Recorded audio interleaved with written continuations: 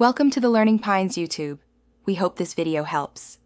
You start by making sure power and storage are solved. Plug in the AC adapter if you plan long shooting because battery drops fast. Next, insert a high-speed SD card, UZI or UZRoman 2, formatted in camera to avoid file errors. Once done, check settings, go to support, and run a firmware update. This fixes bugs and adds features, so you get stable autofocus and better exposure controls right away. You now dial in exposure and focus because that's where images are made. First, pick a mode: manual for full control or aperture priority to manage depth of field, then set ISO low for clean files and adjust shutter and aperture to match light, checking the histogram to avoid blown highlights. Once exposure is stable, choose autofocus, single shot for stationary subjects and continuous for movement. Make sure AF area matches the subject to keep focus locked.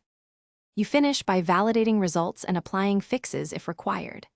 Take several test shots and inspect them at 100% on the LCD to confirm sharpness and exposure. Adjust white balance manually when color casts appear, and enable stabilization for handheld work.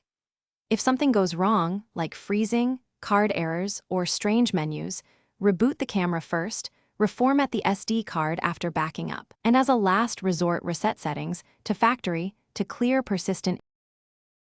Thanks for watching. Consider subscribing if we helped you.